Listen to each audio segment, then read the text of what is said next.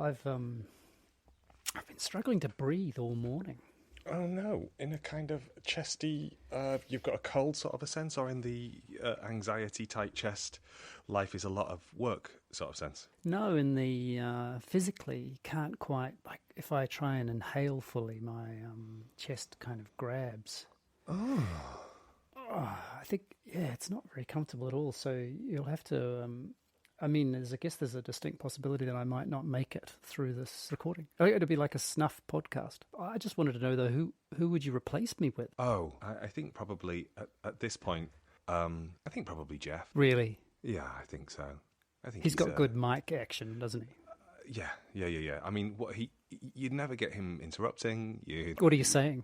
I just kind of try to catch myself by going. Am I interrupting too? No, I interrupt. We know that if there was anybody doing a time and motion study with a stopwatch, I would be the interrupter. And I would love if someone did a time and motion study with a stopwatch. Do you not like to imagine that at some point in the future there is somebody who is going through our many hours of conversation because they're writing a PhD on it? It'd be like one of those pop culture type PhDs. Is that what you mean? No, it would be high theory. Investigating masculinity. I was thinking more that it would be investigating two great thinkers of their time.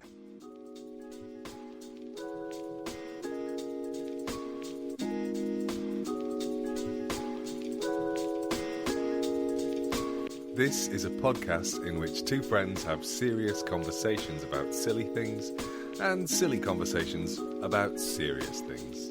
I'm Simon Ellis. And I'm Lee Miller. Welcome to Midlifing.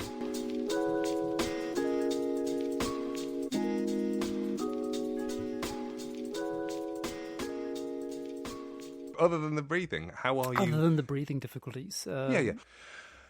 It feels like now is a good time for me to ask you a question. Right. Simon Kennedy Ellis, have you accepted our Lord and Saviour Jesus Christ into your heart? Or if you prefer. Why is that funny?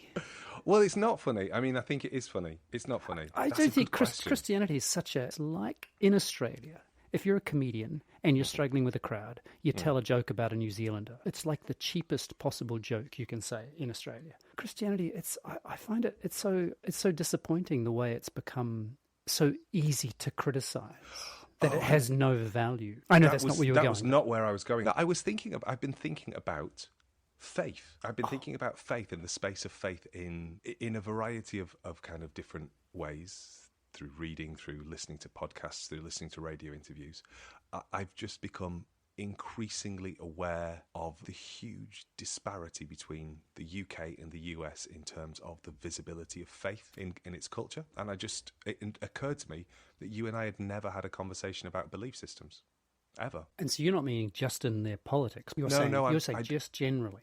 Just generally the sense that, so you just said in Australia the easiest way to get a joke is to sort of laugh at a New Zealander's accent, and you made the kind of comparison between that simple lazy way of kind of communicating something, the same way that Christianity might function as the butt of a joke. I mean, I'm interrupting. No, not at all. I mean, I'm fascinated. Yeah, I am also fascinated about where we haven't had this conversation, have we? I was brought up a Roman Catholic. I did not know that. And so we went to church every Sunday. And it was funny because last week when we were recording, I got the giggles so badly that I was reminded of being at church, bizarrely, with my tennis coach. I'm not sure how many people went to church with their tennis coaches, but I have no idea why it is that, and his name was Simon as well. So I don't know it. We got on pretty well, but why Simon and I were at church together? But we got the giggles so badly in one of those ways in which you just cannot stop. And so I was reminded of that, but also I was reminded of, I don't even know where to begin with this. I remember when I must have been 14 when I went to private board. My mother was pretty keen that I would keep going to church every week while I was private boarding, and I think it's probably one of the first promises I broke to my mother. Yeah, I didn't go to church every week. So was that a moment where that was about you having autonomy over what you did with your time, or was that about a moment where you came away from the church? I don't think I ever Oh, oh, what a question. I don't think I ever went. I certainly know, friends who went, that's it. I've had enough of the church. There's nothing about it that I respect, or there's nothing. When I say the church, I mean the Catholic Church in this instance. I don't think I ever did that. I just think it ceased being a priority, if it ever was a priority. I don't know how to have this conversation. Should we end the episode now? I mean, it is really interesting, though. I kind of thought about this because, for anybody who's still listening, we take it in turns to kind of pitch something, and this week is mine. And I try not to overthink it because I don't want to kind of have pre-cooked conversations. But I have noticed, possibly because of what I've been listening and possibly because of where we are in the news cycle, and because Biden's a Roman Catholic, and so he's been talking about his faith, and just becoming aware of the different presence in public discourse of religion in conversations that come out of the United States versus conversations that come out of public discourse here in the UK, because I think there seems to be an expectation that you have a real belief system. You couldn't be a secular president. I mean, no. Bizarrely, the current one over there in the United States is clearly has no interest whatsoever. But he's effectively been forced to hold a Bible upside down and have a photo opportunity in front of a church, for example. He has to be seen to be doing that. I guess it comes back to broader conversations that we've had recently about different types of belief systems and about different types of faith. And, we've touched on, I don't know that this episode has gone out yet, but we had a long conversation about cancel culture. And I don't think we have released that conversation. No, we haven't, no. And we probably never will. Tune in. Never. Yeah, so I think it's a bit of a holdover of that. I'm thinking about what people believe, and I live in a kind of a fairly new age town in the southwest, where there are crystal shops where people have outlandish beliefs unproblematically. One of the first things I did when I moved here was I had a gong shower while walking down the high street. Sorry. A what shower? A gong shower. Have you never had a gong shower? I saw. I really did think you said golden shower. There was a guy. It reminds me of when years ago I ran the London Marathon, and it was a really hot day, and because they were so worried about the heat, they constructed these really funny little showers that you ran through, and they were just like the pissiest little piddly type of wet. It was enough to get you to realise that something was hitting you, meaning some kind of light sort of dusting of water, but not nearly enough to sort of do anything to make it any better for you. So, but they were, just to be clear, they were water. No, a G-O-N-G, gong shower is not the same as a golden shower. It's where somebody... It is so preposterous. Somebody will stand in front of you with a big, gong. There's no other way to describe it. And they will hit it at you. It's supposed to realign the energy in your body. I can't wait for you to actually have to do the program notes for this, so that you have to research gong showers and put a link for people so that they can understand it. But shower implies there's lots of them. There's lots of gong strikes. It's a singular gong, but it's struck over and over and over again. And it's... Do you arrange that? No, usually you just walk past somebody with a gong who has a sign. Or at least here you do. You just walk past people. And it says free gong showers. Or gong shower, first one free. Usually it's gong showers, donations welcome. And so you paid for your gong shower? Yeah, I think I probably paid £3 or something. I live in a place where that's not unheard of. There's lots of dream catchers. Oh my God, crystals, dream catchers, the whole lot. Yeah. And there's there's that side of it, and then the flip side, and most recently it's been written about in The Guardian about the problem of the conspiracy theories around 5G connected to coronavirus. Yeah. The idea that the coronavirus, COVID-19, is a plandemic. Are you saying that Bill Gates is not responsible for the pandemic? So that kind of those kinds of conversations are really easy to come across. There's on Saturdays, on market days, there have been anti-mask demonstrations. Oh, really? Yeah. And bearing in mind, this is a town that maybe has 8,000 inhabitants full-time, between 8 and 10,000. So to have a good 50 or 60 people gathering to want to not wear masks, you kind of think, that's a significant chunk of people who want to be visible. Yeah, so this is a big loop back to that idea of faith and what people believe. I think they're related in the sense, or what we're talking about, and you've just said it there about belief. And it's funny, I just had read something yesterday, and I'm quoting Philip K. Dick. Reality is that which continues to exist even when you stop believing in it. And I'm interested in this because faith, I do find it to be just a fabulously beautiful word. And it's something that, as a young man, it drew me to religious, or I would have said in those days, spiritual thinking. And that is that having faith in something implies that you can't be sure about it. That is, that the idea of religious belief is purely that it, and this is a very obvious thing to say, but it requires a leap of faith, not in a Sean Connery. He's dead. What's that?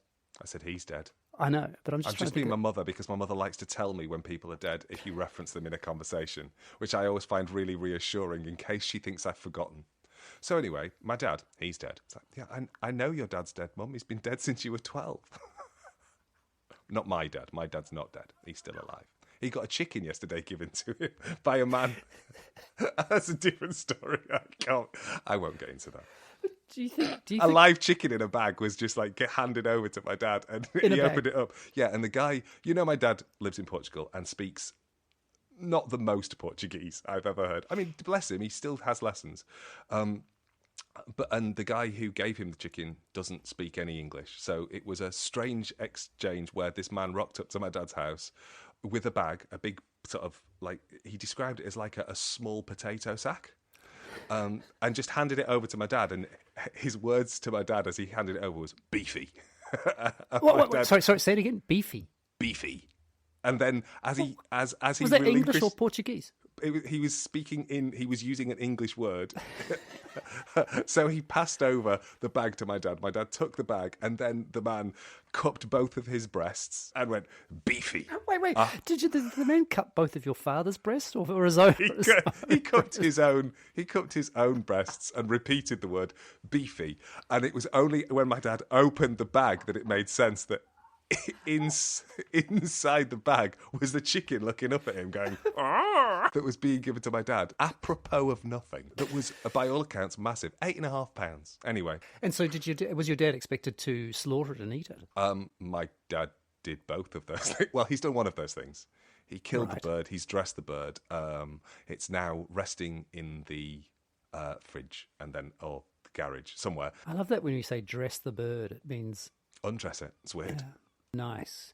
And so this is where we left the conversation. A leap of faith, because I was thinking of Sean Connery in that movie, Indiana Jones and the Last Crusade. And there's a point where he has to, because he's going for what's the chalice? The Holy Grail. Thank you. He was going for the Holy Grail. This is some serious spoilers for people who haven't yet finished the entire spoiler. No, I mean, I'm being very silly, but I mean, I think this is a deadly serious question as well, which is, what is it? I was about to say, what is it that you're looking for? And then I couldn't get that U2 song out of my head about, I still haven't found one. And talk about Bono to ruin any serious question, right? I like Bono. Let's not start on Bono. He's like a cheap, he's like Jesus. Is that what you're trying not to say? No, I'm trying to say he's like a New Zealander in Australia. Very easy to tell jokes about. What is it that we're talking about? And I mean that really seriously. What is it that we're talking about? I think I'm talking about being at a point in my life where I am envious of people's ability to surrender to something bigger than themselves. Wow.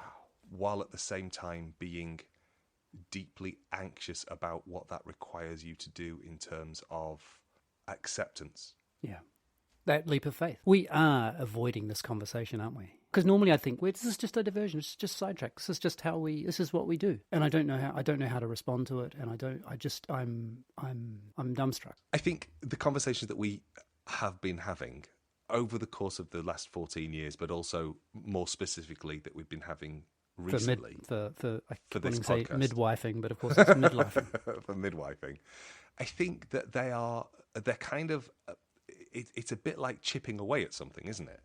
And sometimes you get to maybe I was going to say maybe you get to a seam of something interesting, but maybe actually you just get closer to a nerve, and you kind of pull back and go, actually, because I don't know what I want to say about this. When I said to myself, I'll ask Simon if he's accepted the love of Jesus Christ into his heart. That will be an interesting way to start. It'd be funny, but it could lead to something a bit more serious. I didn't know what I wanted to talk about, except I know that it's been bothering me in a way that I can't find words for, which is probably a terrible thing to start a conversation with. Here's something that I don't know how to talk about. Please, can we not talk about it together?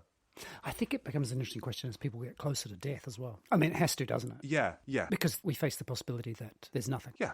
And weirdly, I think I've gotten quite relaxed about the idea that there is nothing. It's funny, I think of it as, I think what your question, I think this is about how we live and not what happens after we die.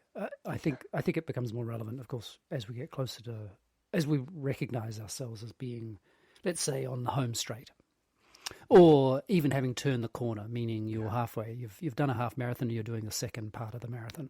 Hence midlife, and Mike. So my interest in this conversation, in a way, is because I have.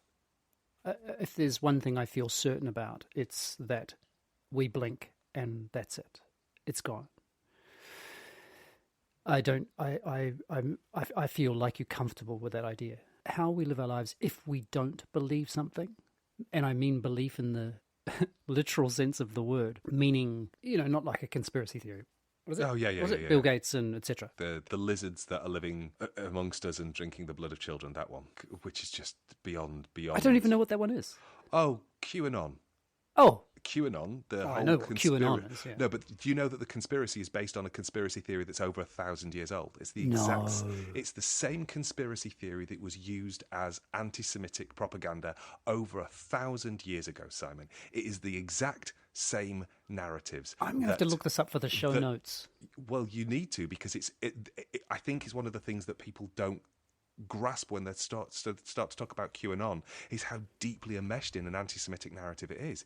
It's hideous, it's horrifying, and it's over 1,000 years old. So in that sense, you get the kind of like, oh, but QAnon's stuff that's emerged from the internet.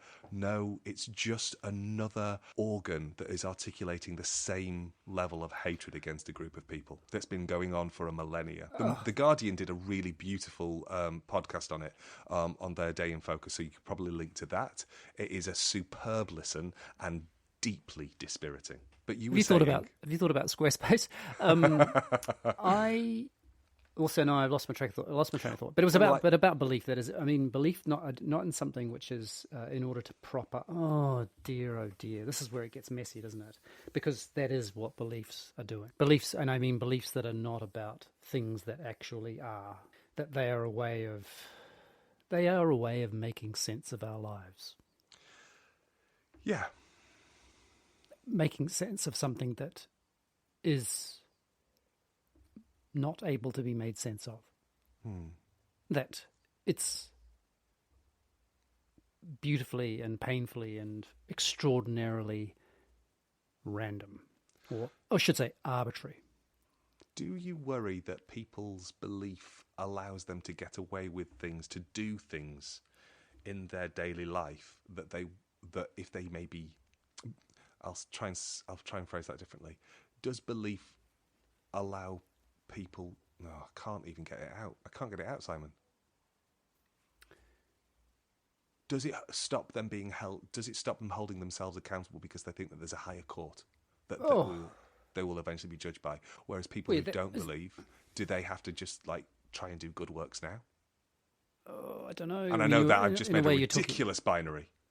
Yeah, because I mean, I think there's something about fundamentalism, and whether that, and that's not, I'm not just talking about religious fundamentalism. No. I'm talking about fundamentalism of any stripe. Yeah.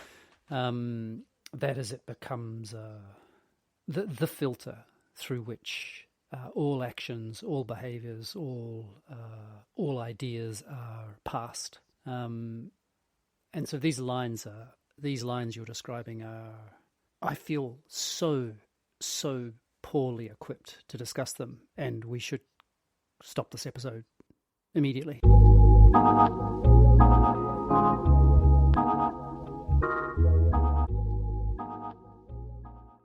Oh man, this is messy because in a way, I mean, that's where I always get, I've been fascinated by science and the scientific method for a long time, and I trust it. If I were to say, if there were one way to find out why things happen, and of course most of those things are quite material things, but let's say, then I really trust that. Like, for example, with coronavirus, I trust that this is a system which will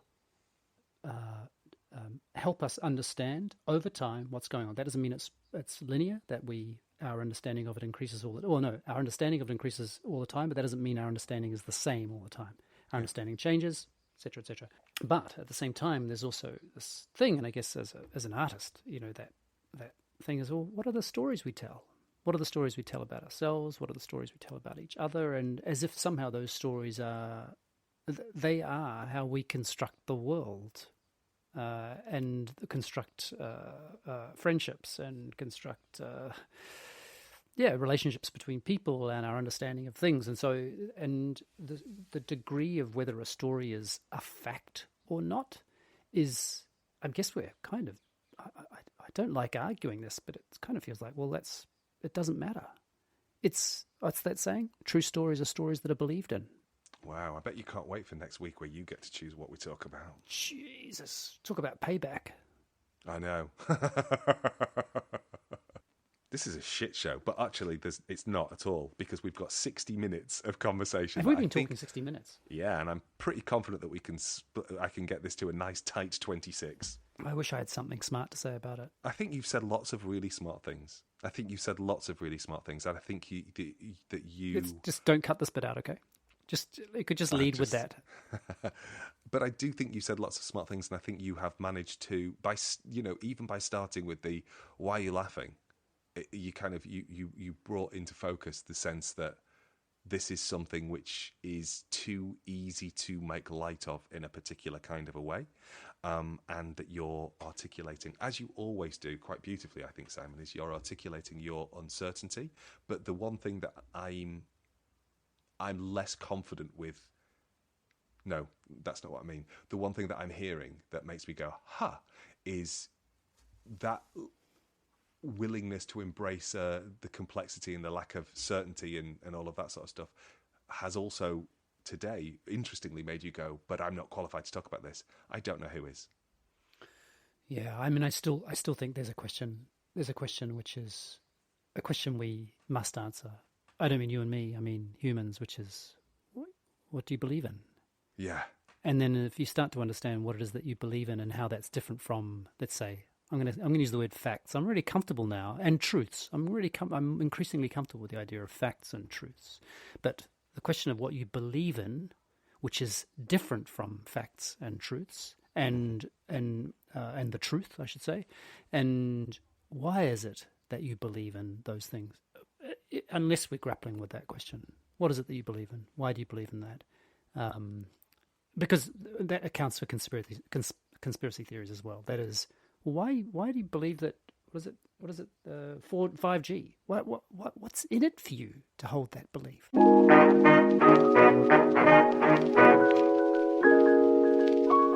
I know a bit more about Buddhism than I thought I did because yoga. Because yoga and also Vipassana meditation. Ah, yes, you've done Vipassana. You've spent 10 days in silence.